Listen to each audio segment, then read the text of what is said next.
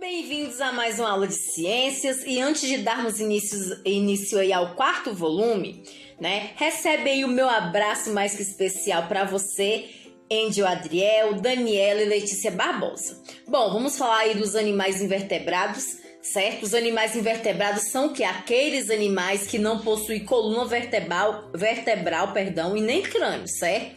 E vale salientar aí que as classificações dos animais em vertebrados e invertebrados é completamente o quê? Artificial, certo? Uma vez que apenas uma característica não é o suficiente para classificar todo o reino em apenas dois grupos, certo?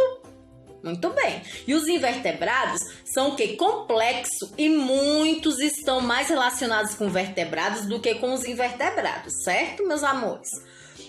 Então, aí as características, tá, dos animais invertebrados são um grande o quê? Um grupo que representa a maioria dos animais encontrados em nosso planeta, certo?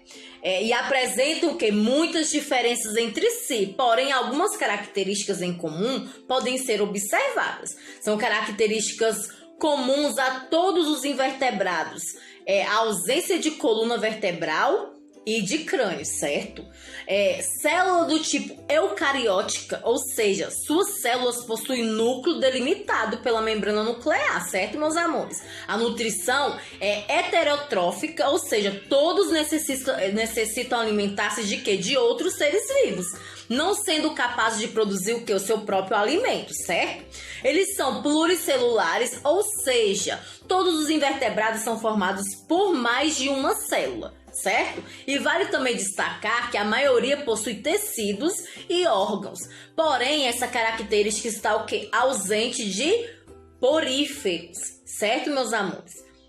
Nos grupos aí dos invertebrados estão divididos em aproximadamente 3 filos diferentes, certo? Os 8 filos aí de invertebrados que nós mais conhecemos, que são mais conhecidos, são os poríferos, que são conhecidos também como esponjas e destacam-se por possuir um corpo rico em poros, tá? Os poríferos, eles são que animais sésseis quando adulto e alimentam-se por meio de filtração. Eles retiram aquela partícula de alimento da água quando esta passa o quê? Pelo seu corpo. Nesses animais, não se verifica a presença de tecidos verdadeiros, certo? Já nos cinedários, são um grupo de animais que vivem no ambiente aquático, certo? O corpo dessas espécies apresenta o quê? Simetria radial. E sua cavidade gastrovascular apresenta o quê? Apenas uma abertura, a qual funciona para a entrada de alimentos e para a saída de resíduos. E pode-se observar nesses animais 2 variações aí no plano, certo? No plano corporal, que é os pólipos e medusas. Nesses animais consta o quê? A presença de células especializadas na eliminação de quê? De substâncias urticantes, chamadas de cinidócitos, tá? Os plateumintos possuem um corpo plano, que desenvolve entre achatados e é conhecido devido à sua característica de vermes achatados. São encontrados aonde? Em diferentes habitats, existindo espécies aí de vida livre e também espécies parasitas. O neumatóide. Então, meus amores, já os neumatódeos, certo? Eles são o quê? Animais encontrados em vários ambientes, apesar de serem conhecidos, principalmente aí pelas espécies parasitas. Esses animais apresentam um corpo fusiforme, ou seja, alongado com extremidades mais estreitas, tá bom? E possuem uma cutícula que reveste todo o corpo. Já os moluscos são animais de corpo mole e é o segundo maior grupo de animais em números de espécies descritas, certo? Alguns representantes aí possuem concha rica em carbonato de cálcio, revestindo e protegendo o quê? O seu corpo. A maioria dos seus representantes é o quê? Marinha, certo? Muito bem. Então, meus amores, aí os anelídeos, eles já têm o quê? Como o nome já sugere, apresentam corpo dividido em anéis, tá? Ocupam diferentes habitats, sendo encontrados indivíduos em ambientes de água doce, salgada e no solo úmido, certo? Já os artrópodes, representam o quê? O grupo com maior diversidade de espécies conhecidas. Como assim, tia Cris? Né? A presença de um exoesqueleto e de apêndices articulados é o que é a característica marcante nesses animais, tá? O exoesqueleto é rico em quitina e ajuda a proteção do animal. Por ser rígido, ele impede o quê? O crescimento, fazendo com que o animal troque regularmente, tá? Esse esqueleto externo. Então, agora os equinodermos, né, que são os animais marinhos que apresentam um endoesqueleto, formando o quê? Placas calcárias rígidas. Eles possuem um sistema formado por uma rede de canais hidráulicos, tá bom? Que se ramificam aí, formando o quê? Os chamados pés ambulacrais, tá? São esses pés que garantem o que? A movimentação desses animais, tá bom? Muito bem. Então, onde vivem? Vamos lá, os animais invertebrados são encontrados aonde? Nos mais variados ambientes, não sendo possível descrever apenas um habitat para essas espécies, tá? Encontramos-nos, né, por exemplo, no ambiente marinho e na água doce no ambiente terrestre, tá? Existem ainda espécies que vivem no corpo de outros animais, sendo essas chamadas de parasitas. Isso mesmo, tá? Como exemplo aí de invertebrado, temos parasitas, né? Podemos citar a tênia e a lombriga, né? Que causam que, respectivamente, teníase, tá? E ascaríades, certo? Nos animais aquáticos aí, invertebrados, podem ocupar o quê? Diferentes animais, sendo o aquático um deles, certo? E existem espécies que vivem o quê? Em água doce, salgada e salobra. São exemplos de animais invertebrados aquáticos. As águas-vivas, a anêmona do mar, as esponjas, tá? Os terrestres invertebrados podem também ocupar o habitat terrestre, né? São exemplos de quê? Animais invertebrados terrestres. A abelha, a aranha, a borboleta, o escorpião, certo? Então, vocês vão realizar a atividade da página 11, 12, 18, 19, 24, 31, 33 e 35 para darmos início aos animais vertebrados, certo? Que são um grupo de animais que apresentam o quê? Esqueleto formado por ossos ou cartilagens. Um dos componentes do esqueleto é a coluna vertebral. Por esse motivo é que os animais que possuem essa estrutura formada por ossos ou por cartilagens, certo? São chamados de vertebrados. Muito bem. Então, quase todos os vertebrados possuem o que? A coluna vertebral. Ela ajuda na sustentação do corpo e protege a medula espinhal. E ela é formada por ossos de tamanho pequeno, certo? Que são as vértebras. E a maioria dos seres humanos possuem o quê? 33 o quê? Vértebras, né? O crânio, outro componente do esqueleto, protege o cérebro desses seres vivos e dá formato aí à cabeça. Todos os vertebrados possuem o quê? Crânio, certo, meus amores?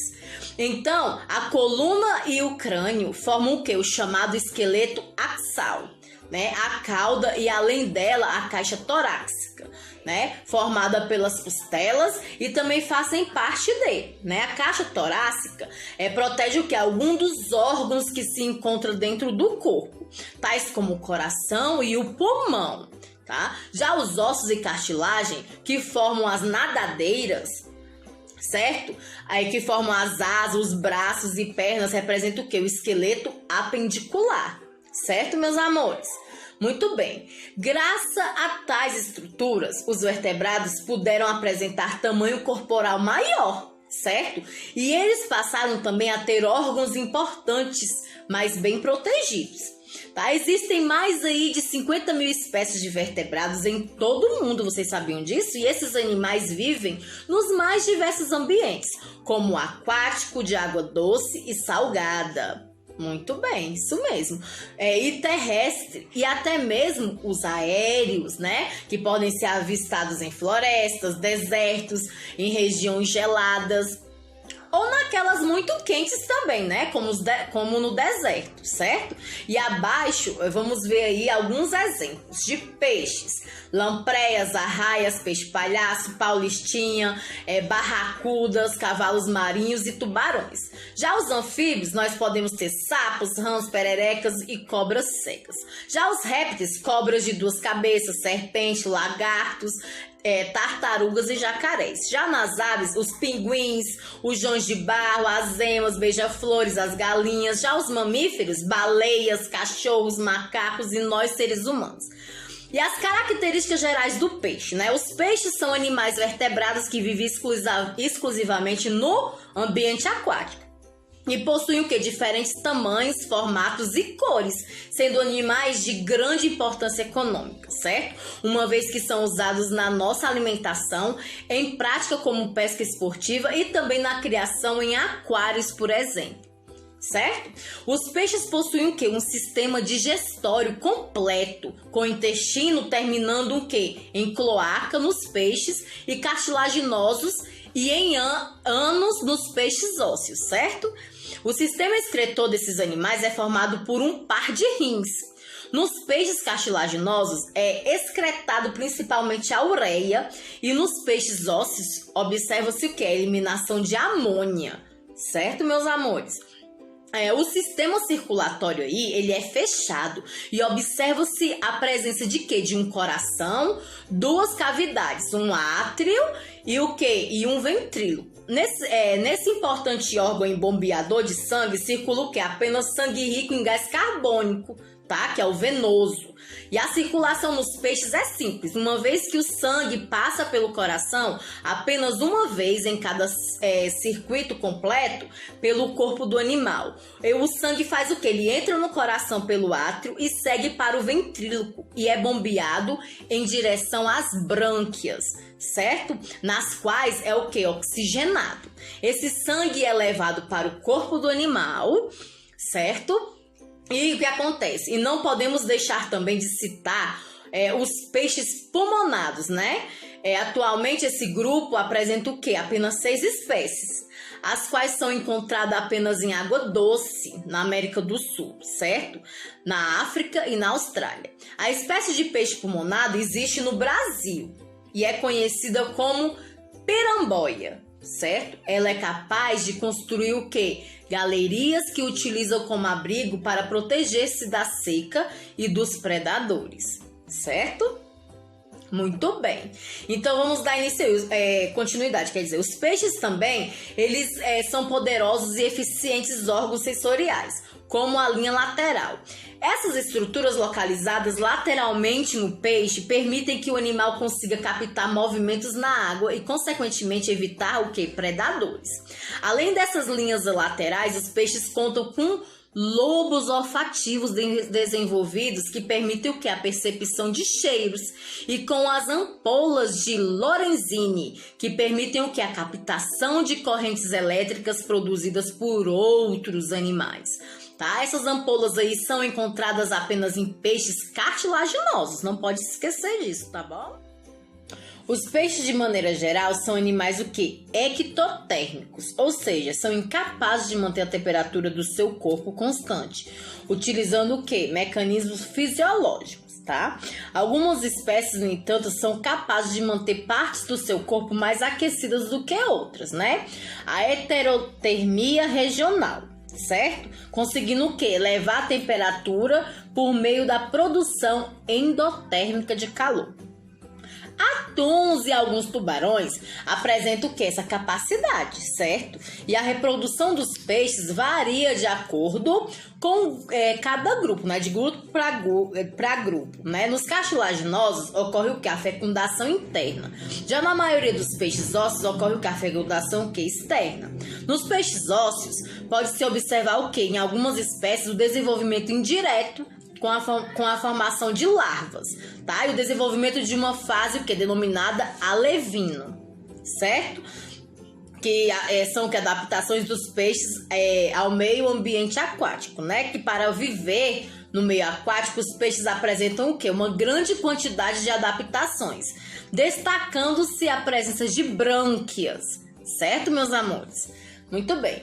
E esses órgãos, né, em formato de lâmina, ricamente vascularizados permitem a troca o quê? Gasosa entre a água do meio e o sangue do animal, o que constitui o quê? A respiração branquial, né? A água inicialmente entra pela boca, passa pelas fendas da faringe, segue para as brânquias e então sai do corpo do animal, certo? Já nos movimentos, né, os movimentos coordenados do opérculo e das mandíbulas permitem que a água chegue às brânquias, certo, meus amores? O movimento do nado aí pode também ser usado para garantir a ventilação das brânquias. Isso mesmo. Além da presença de brânquias, os peixes possuem um corpo com formato hidrodinâmico, que auxilia o quê? A movimentação na água. Normalmente os peixes apresentam o quê? O corpo fusiforme, ou seja, alongado e com as extremidades o quê? Afiladas, né? O que possibilita melhor natação. Peixes com formato fusiforme podem o quê? Conseguir alta velocidade de natação, certo? Além do formato característico, os peixes possuem grande quantidade de muco em sua pele, o que ajuda a diminuir o atrito com a água. O muco, assim como as escamas, também possui papel importante na proteção do peixe contra patógenos. Isso mesmo. Então, destaca-se também a presença de nadadeiras que variam em forma, tamanho e posição em cada espécie de peixe. Tá? Essas estruturas possuem o quê? Como principais funções: manter o equilíbrio do peixe, ajudar na mudança de direção e profundidade e atuar como propulsoras, como é o caso da nadadeira caudal. Certo? Além de apresentarem aí adaptações para facilitar a natação, os peixes possuem estratégias para evitar o afundamento, uma vez que possuem densidade maior do que a da água. Correto? A flutuação é garantida em peixes cartilaginosos. Essa presença de um fígado desenvolvido e com grande quantidade de gordura. Certo? Já os peixes ósseos, existe uma bexiga natatória, um órgão hidrostático que permite que o peixe nade para o fundo e para a superfície. Vocês agora vão realizar atividades na página 41 e 42. Agora vamos entrar nos anfíbios, né? Os anfíbios, meus amores, grupo dos sapos, né? Rãs, pererecas, salamandras, cecílias e cobras cegas. Os anfíbios são animais vertebrados que, ao contrário dos répteis, possuem o quê? O corpo sem escama.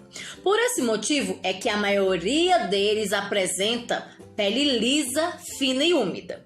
Outra característica desses animais aí é que a temperatura do corpo deles varia conforme a temperatura do ambiente em que estão. Isso mesmo.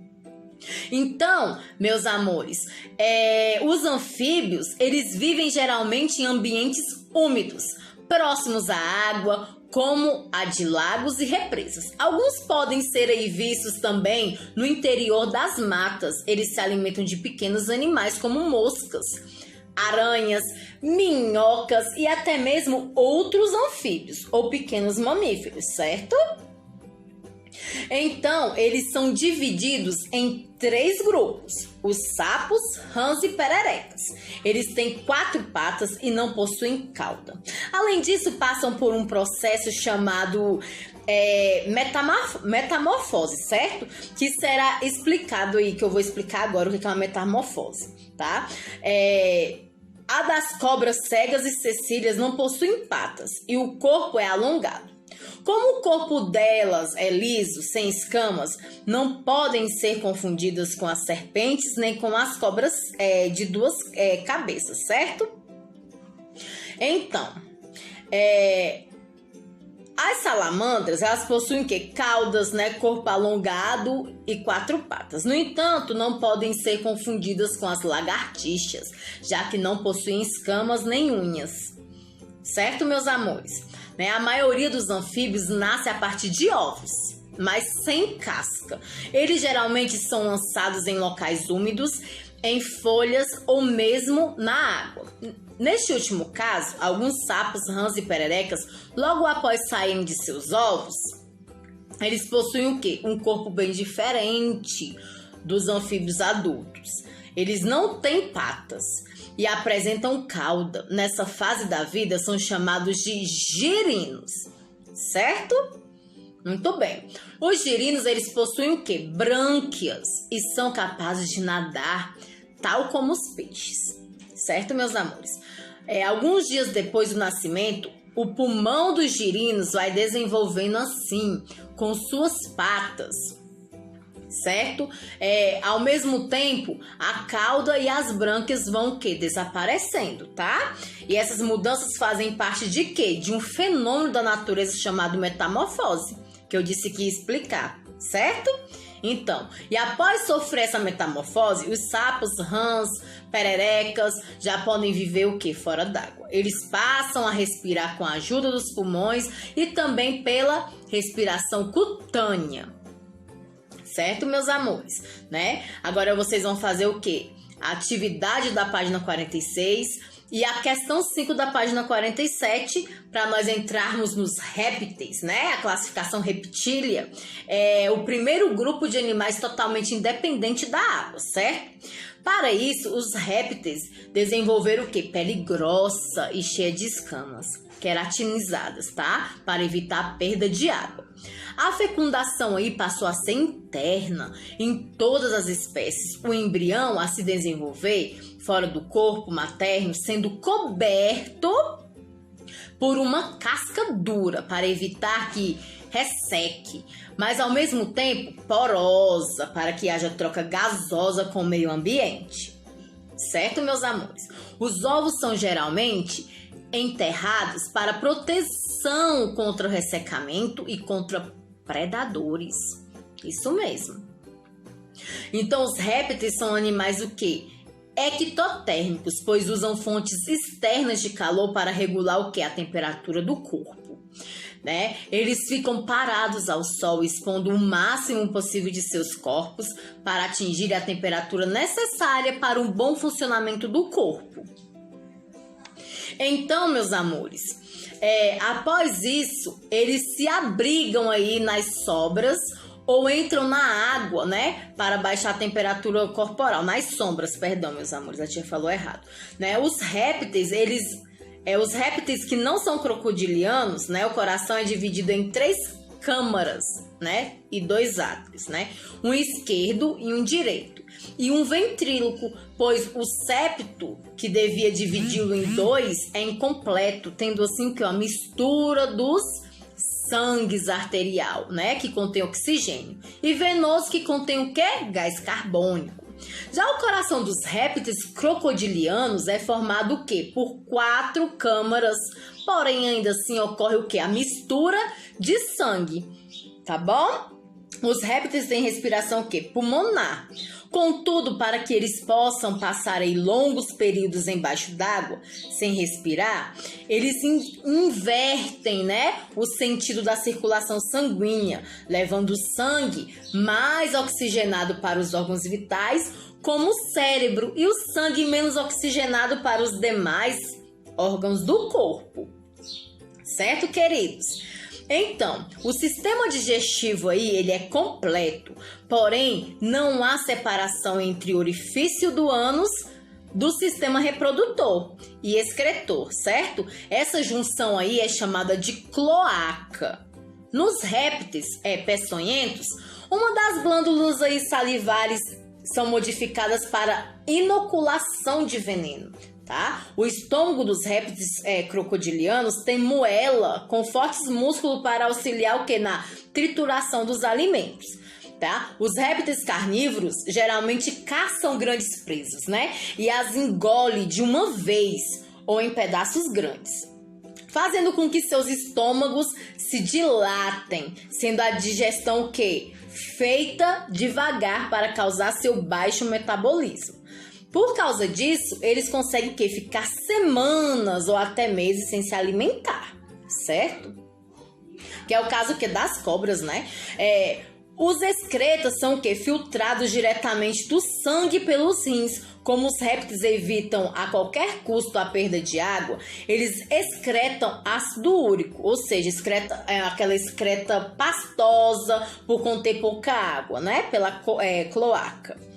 Nos répteis marinhos, além da excreção normal, também é feito que a excreção de sal.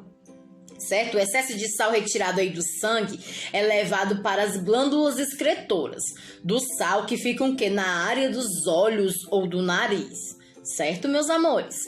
Então, o que acontece? Os répteis, né? O cérebro dos répteis, ele é o que? Estreito e alongado, tá? A medula espinhal se estende até a região mais distal da cauda e as inversões motoras e sensorial são o que? Periféricas, certo?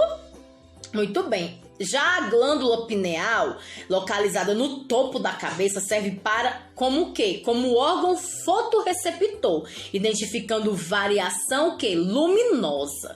Os répteis, exceto crocodilianos, possuem somente ouvido interno. O olfato é intensificado pelo órgão de Jacobson, que se encontra no céu da boca de cobras e quelônios, certo? Agora vocês vão fazer a atividade da página 51 e no próximo vídeo vamos falar sobre as aves, tá? Dando continuidade aí. Beijos, fiquem com Deus. Até o próximo vídeo.